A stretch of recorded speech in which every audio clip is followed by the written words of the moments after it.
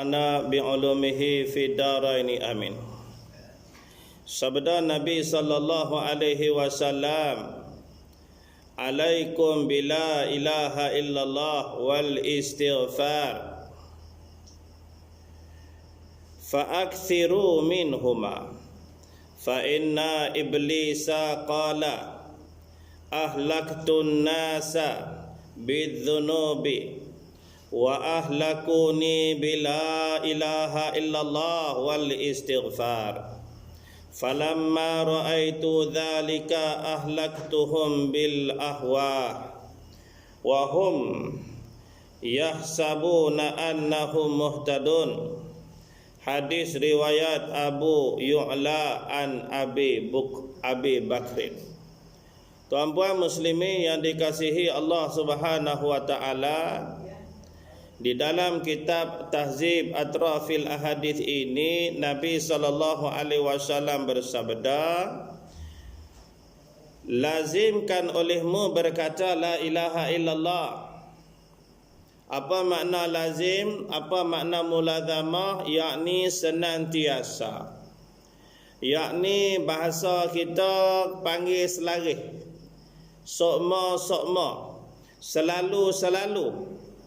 Sebut la ilaha illallah, la ilaha illallah, la ilaha illallah. Yang mana perkataan la ilaha illallah adalah perkataan yang paling senang disebut tanpa bergerak dua bibir. Kalau perkataan lain kita kena bergerak dua bibir. Contoh kita sebut makan durian.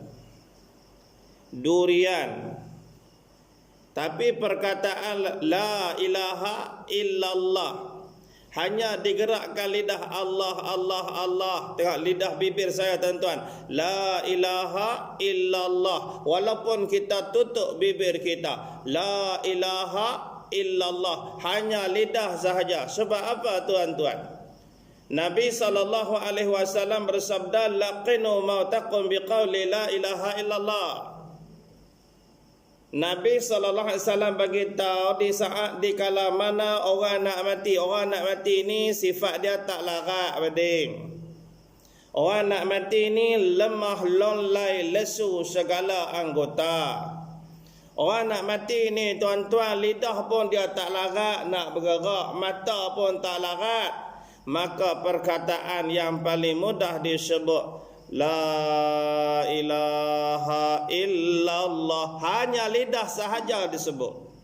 Tak perlu bergeraknya bibir, tak perlu gerak-gerakkan bibir, hanya sebut la ilaha illallah. Sebab itu dalam hadis Nabi SAW bersabda, walaupun perkataan ini mudah, ingatlah tuan-tuan, perkataan inilah lesen kita masuk syurga Allah. Dia adalah anak kunci pada syurga.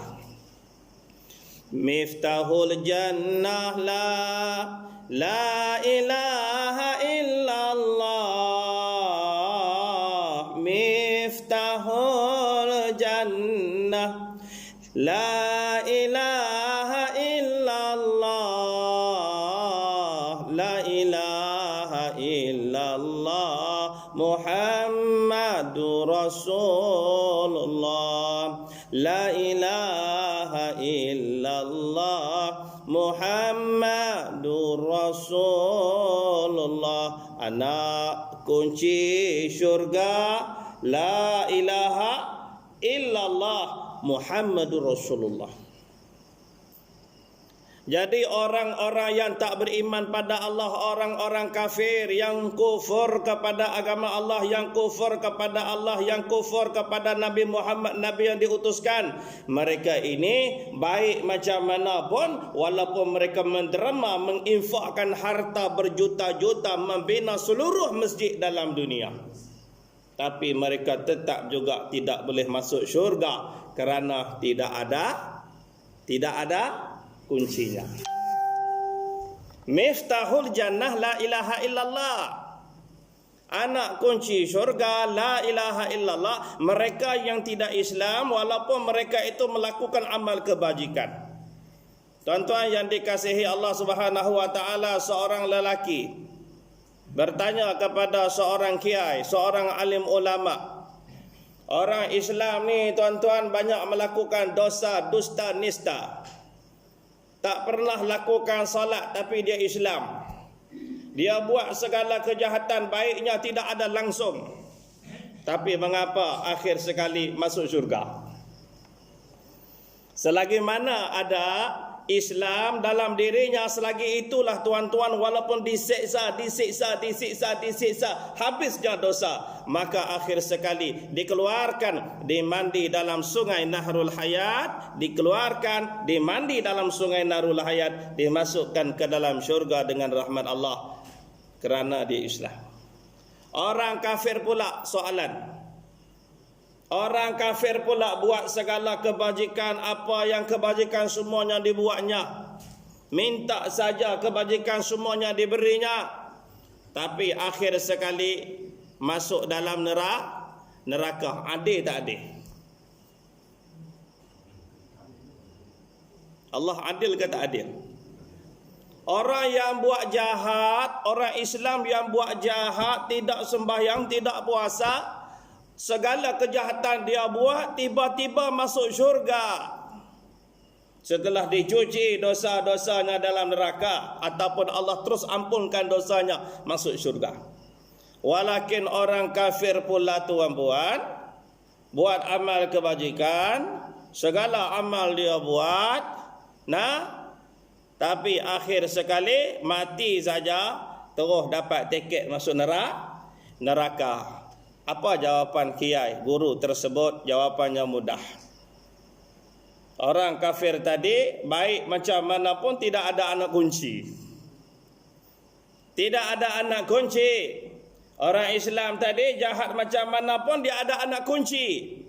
Anak kunci syurga, la ilaha illallah. Tuan-puan, Nabi SAW bersabda, man qala la ilaha illallah fi akhiril kalam dakhalal jannah. Maksudnya, siapa yang berkata la ilaha illallah di akhir kalamnya, tak kira siapa, orang Islam ataupun orang kafir. Orang Islam ataupun orang kafir. Orang kafir yang nak meninggal dunia, orang kafir yang nak mati, tiba-tiba sebelum dia mati dia berkata la ilaha illallah, dakhalal jannah, masuk syurga. Subhanallah.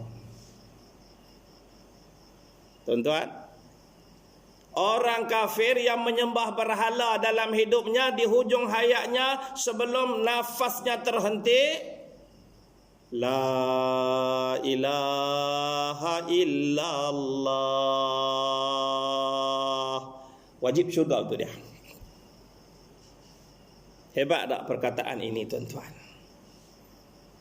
Sebab itu Nabi Allah Musa alaihi salam memohon pada Allah Ta'ala, "Hei Allah, kurniakan kepadaku satu zikir yang mana dengan zikir itu boleh mendekatkan diriku kepadamu."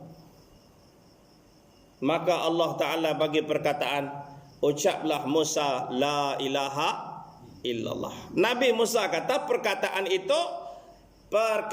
itu selalu didengar. Perkataan itu kamu bagi kepada seluruh nabi-nabi lain. Tapi aku nak perkataan yang khusus, kerana Nabi Musa ni boleh bercakap dengan Allah secara direct, secara live. Wa kallamallahu Musa taklima. Boleh bercakap secara langsung. Maka dia minta sesuatu pada Allah, zikir yang mana? Zikir yang mendekatkan diri pada Allah, tapi bukan la ilaha illallah. Maka Allah kata, "Hei Musa, perkataan ini jikalau diletak di gunung, hancur gunung." Maksudnya apa? Maksudnya tuan-tuan, perkataan yang paling afdal, tok-tok guru, tok-tok imam, khalifah, selalu dia sebut sebelum dia berzikir, afdalu zikri fa'lam annahu la ilaha illallah. Seafdal zikir, fa'lam, ketahui olehmu, la ilaha illallah. Sebab itu kata Nabi, perbanyakkanlah sebut la ilaha illallah. Lazimkanlah sebut la ilaha illallah. Muslimin sekalian, di mana-mana kita berada, lazimkan lidah kita, basahkan lidah kita dengan zikrullah. Mudah-mudahan akhir kalam kita pun dengan la ilaha illallah. Dan sabda Nabi seterusnya, dan istighfar kepada Allah. Yang pertama, perbanyakkanlah dengan la ilaha illallah. Dan yang kedua, perbanyakkan istighfar, yaitu memohon keampunan kepada Allah Ta'ala. Sekurang-kurang istighfar astaghfirullah, tu sekurang-kurang. Astaghfirullah, astaghfirullah, astaghfirullah, astaghfirullah. Ya Allah, ampunlah daku ya Allah. Ya Allah, ampunlah daku ya Allah. Ya Allah, ampunlah daku. Itu maksud dia. Panjang sikit. Astaghfirullahalazim. Aku pohon ampun pada Allah, Tuhan yang Maha Besar. Panjang lagi. Astaghfirullahalazim alladzi la ilaha illa huwal hayyul qayyum wa atubu ilaih, ataupun huwal hayyul qayyum wa atubu ilaih. Aku pohon ampun pada Allah yang Maha Besar. Alladzi, Tuhan, la ilaha illa. Astaghfirullahalazim alladzi la ilaha illa. Tiada Tuhan selain Dia, Dia Allah. Huwal hayyal, Dialah Allah yang Maha hidup, yang Maha hidup. Al-Qayyum, yang Maha memerintah. Wa atubu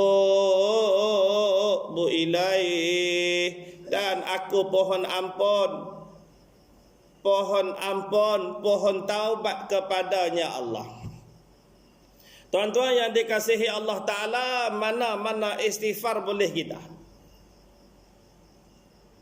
mana-mana yang kita bawa. Ada antara tuan-tuan istighfar 1000 kali, astaghfirullah, astaghfirullah, astaghfirullah, astaghfirullah, astaghfirullah, astaghfirullah, astaghfirullah. Tak faham bahasa Arab. Ya Allah, ampunkan daku, ampunkan daku, ya Allah, ampunkan daku, ya Allah, ampunkan daku. Sebab apa tuan-tuan? Sebab apa kita kena banyak minta ampun? Kerana Nabi Muhammad sallallahu alaihi wasallam seorang manusia yang maksum daripada segala dosa. Nabi Muhammad sallallahu alaihi wasallam adalah makhluk Allah, makhluk terpilih, insan terpilih yang tak pernah buat dosa. Tuan-tuan, maksum daripada segala dosa, terpelihara daripada segala dosa. Istighfar kepada Allah tidak kurang 70 kali satu hari. Sedangkan Nabi tak pernah buat dosa. Apatah lagi kita insan manusia yang sering melakukan dosa, bangun pagi hingga tidur semula penuh dengan dosa, dosa mata, dosa telinga, dosa lidah, dosa hati, segala-gala dosa kita buat. Maka lagi-lagilah kita kena beristighfar pada Allah Subhanahu wa taala. Tuan-tuan, dengan kita istighfar itu, cucilah, bersihlah hati kita. Umpama pakaian yang kotor, dimasukkan sabun, dibersihkan, bersihlah pakaian tadi. Maka sebab itu istighfarlah tuan-tuan, sekurang-kurang istighfar. Cara kita ni, lepas daripada sembahyang 3 kali, 3 kali, 5 waktu, 15 kali. Tu pun tuan-tuan, istighfarlah banyak, lebih banyak daripada Nabi yang maksum daripada dosa pun tak kurang 70 kali. Apatah lagi kita kena banyak lagi lah. Bukan 100, bukan 200, ribu-ribu kali kena beristighfar pada Allah Subhanahu wa taala, kerana jalan istighfar inilah jalan yang dikasihi oleh Allah Subhanahu wa taala. Tuan-tuan yang dikasihi Allah taala, Allah taala ni maha segala maha. Tiada yang maha melainkan Dia yang maha. Dia maha memberi, Dia maha mengampun. Allah Ta'ala kalau kita tak minta ampun pun Dia maha ampun. Kalau tuan-tuan saya tak minta ampun pun Allah maha pengampun. Tapi Allah Ta'ala suka hambanya datang padanya. Allah Ta'ala suka hambanya beristighfar kepadanya. Muslimin yang dikasihi Allah, seorang lelaki, ni ada sebuah kisah. Di zaman Nabi sallallahu alaihi wasallam. Allahumma salli ala Muhammad. Seorang laki-laki tuan-tuan yang dikasihi Allah Ta'ala, dia datang, dia jumpa Nabi. Dia kata, ya Rasulullah, aku ni telah buat satu dosa. Adakah Allah ampun dosa aku wahai Rasulullah? Nabi berkata, Allah ampun seluruh dosa melainkan syirik pada Allah Subhanahu wa taala. Dosa yang syirik tidak diampun Allah. Dosa lain daripada syirik, walaupun membunuh, walaupun berzina, minum arak, segala dosa, bertaubat kepada Allah, tubu ilallah taubatan nasuha, Allah Ta'ala akan kabulkan. Tuan-tuan yang dikasihi Allah Subhanahu wa taala. Maka dia kata, wahai Rasul, dosa yang hamba buat, dosa yang aku buat ini wahai Rasulullah, lebih besar daripada dosa-dosa. Nabi kata, dosa apa ni? Dosa apa ni? Besar sangat dosa ni. Nabi kata, besar sangat ni, dosa apa ni? Allah akan ampun walaupun dosa kamu sebesar lautan. Allah ampun. Ya Rasulullah, aku takut Allah tak ampun dosa aku ni. Terlalu besar dosa aku ni. Maka kata Nabi, bagi taulah kepada aku dosa apa. Dia berkata, ya Rasulullah, aku berzina dengan mayat. Allahu Akbar. Dosa aku wahai Rasul, aku berzina dengan mayat. Aku ni wahai Rasulullah tukang mencuri. Curi apa? Curi kain kapan. Mati manusia di siang hari, malam hari aku gali kuburnya, aku curi kain kapannya. Aku telanjangkan dia, aku curi, kemudian aku basuh, aku jual di pekan.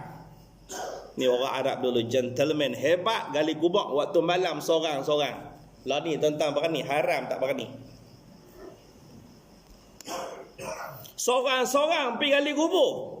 Tengah-tengah gali, tarik kaki tak tahu. Tuan-tuan bayangkan.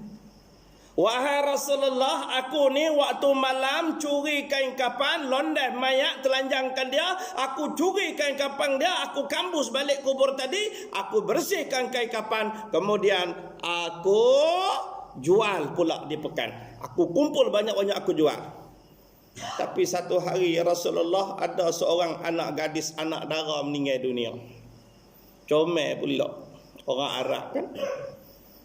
Anak dara meninggal dunia, comel pula. Maka aku pun bawalah cangkul aku pun mulalah gali. Sampailah pada mayat tadi, aku pun londah pakaian dia. Aku tarik sehelai. Helai yang pertama aku tarik. Aku golekkan mayat tadi, aku tarik kain kapang dia, aku buang. Kali kedua begitu juga. Di saat mana aku kita panggil apa? Geram. Tak geram lagi. Dia tak geram lagi. Dia baru dok londah kain kapan mayat tu. Di saat mana dia londah, tuan-tuan, dia tengok mayat tu sudah lain macam. Geram nama dia. Dia geram.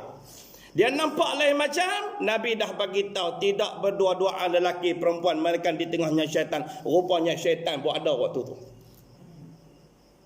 Terus dia berzina dengan mayat. Ada tak orang Malaysia zina dengan mayat? Tak ada, tuan. Tak ada. Zina dengan mayat, tuan-tuan, waktu tengah berzina, tuan-tuan, mayat tu bangkit. Mayat tadi kata, celaka engkau. Telanjangkan daku, dedahkan aurat daku, kamu berzina, rogol aku dalam keadaan aku tidak terdaya. Celaka engkau. Terus dia meninggalkan mayat tersebut. Tuan-tuan, lepas tu mayat tadi, jadi terus dia naik, dia lari, dia istighfar pada Allah. Jumpa Nabi SAW, Nabi kata, kalau macam ni, aku pun benci padamu. Nabi hamba dia. Nabi tak kata Allah tak ampun. Nabi pun tak suka dia. Maka dia pun bawa diri dah, tuan-tuan, bawa diri.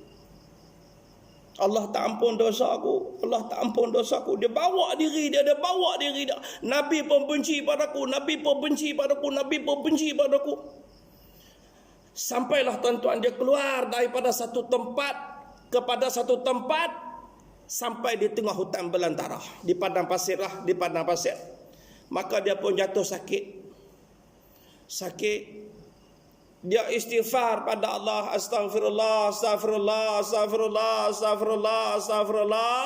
Sebelum dia menghembuskan nafas terakhir, dia kata, ya Allah, kalaulah kamu terima taubatku ini, ya Allah, kalaulah kamu terima keampunanku ini, ya Allah, aku mohon ampun padamu, ya Allah, maka bagi tahulah kepada kekasihmu, kata kamu terima taubat aku.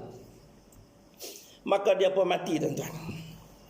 Apabila mati, Nabi bermimpi.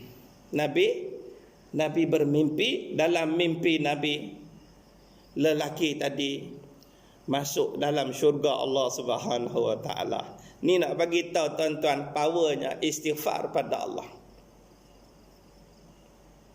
Di sini dosa, di sana dosa, di mana-mana orang berdosa, sebaik-baik orang berdosa yang bertaubat pada Tuhannya. Tuan-tuan, nama pun manusia, ansa yunsi insanan. Manusia ni, tuan-tuan, sering kali melakukan dosa. Kita bukan malaikat. Malaikat tidak ada nafsu, kita ada nafsu. Nafsu kita, innan nafsa la'ammaratun bisu. Nafsu ni sentiasa mengajak pada benda mungkar. Tak kira siapa, tok guru pun sama, ustaz pun sama, wali Allah pun sama. Melainkan mereka yang dipelihara daripada dosa, Allah jaga mereka.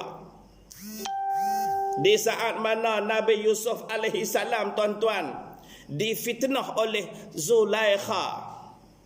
Zulaikha masuk dalam bilik Nabi Yusuf, dia kunci bilik.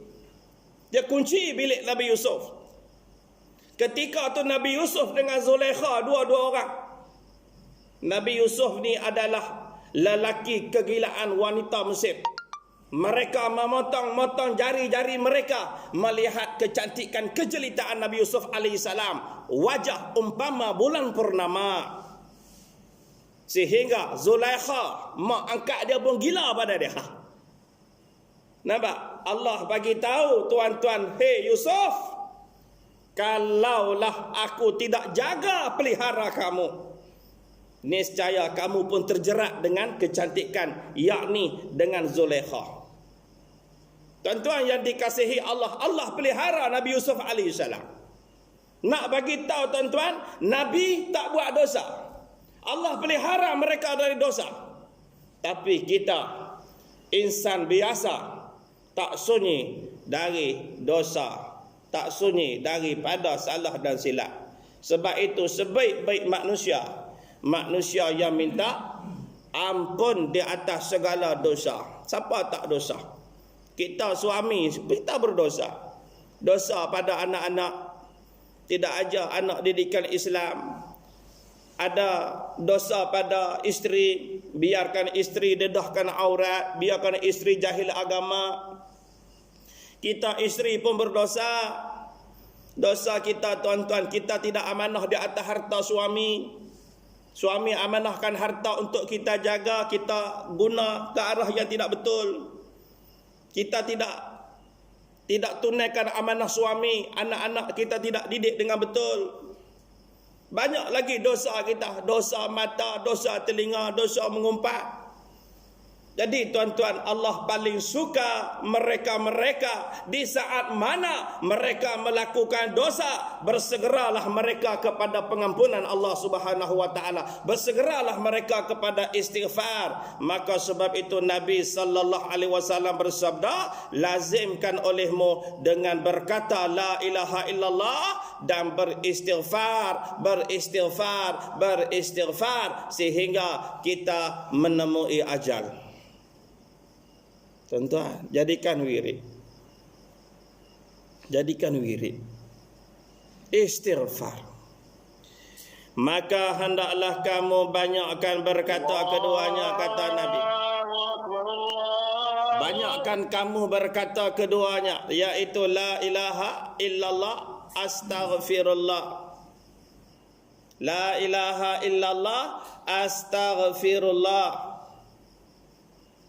Kerana bahawasanya iblis berkata, ni iblis ni tuan-tuan, dia kata apa? Aku telah binasakan manusia dengan segala dosa.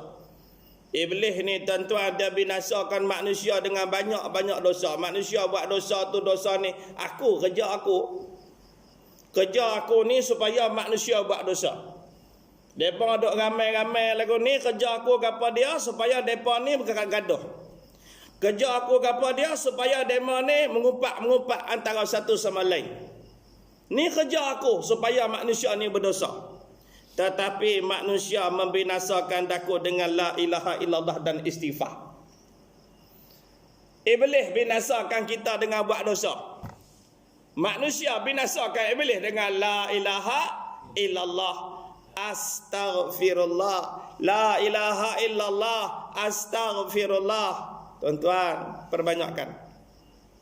Kemudian tatkala lihatlah aku akan yang demikian, yakni manusia tadi ucap la ilaha illallah, manusia tadi ucap istighfar, maka aku binasakan mereka pula dengan hawa nafsu mereka.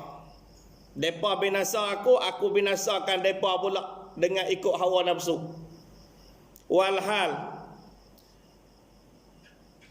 Walhal sangkaan mereka bahawasanya mereka dapat hidayahku. Mereka mendapat hidayah kononnya. Dengan hawa nafsu. Ada orang beramal ibadat tuan-tuan dengan hawa nafsu. Ada orang tuan-tuan baca Quran hawa nafsu. Tahu tak baca Quran dengan hawa nafsu? Dia baca Quran ada muk dia. Dia bukan baca Quran kerana Allah, dia baca Quran pasal orang suruh baca.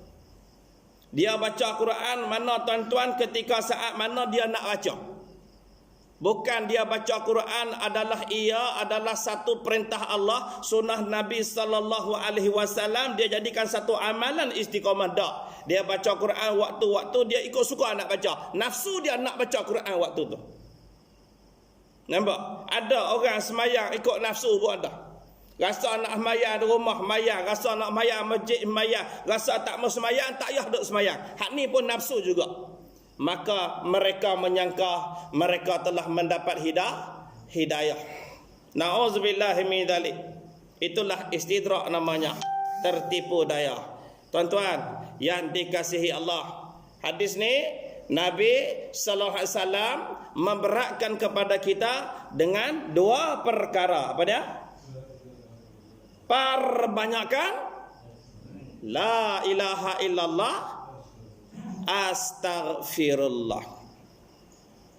InsyaAllah mudah-mudahan dirahmati akan kita dan Allah memberi taufik hidayah inayah pada kita agar Allah Ta'ala basahkan lidah kita, memberi kekuatan pada kita untuk memperbanyakkan sebut la ilaha illallah. Tuan-tuan sekali lagi, la ilaha illallah, astaghfirullah. astaghfirullahal azim. Bismillahirrahmanirrahim. Alhamdulillahirabbil alamin. Wassalatu wassalamu ala Rasulillah wa ala alihi wa sahbihi ajma'in. Allahumma ij'al jam'ana hadza jam'an marhuma wa tafarraqana min ba'dihi tafarruqan ma'suma. Allahumma iftah alaina futuhal arifina bihikmatika wa anshur alaina min khazaini rahmatika wa dzakirna ma nasina wa 'allimna ma jahilna birahmatika ya arhamar rahimin. Allahumma ighfir lahu warhamhu wa'afihi wa'fu anhu.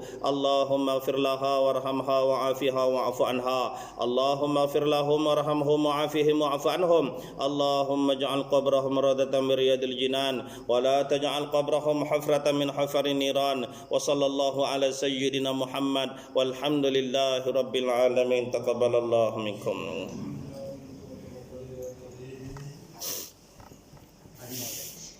Ya.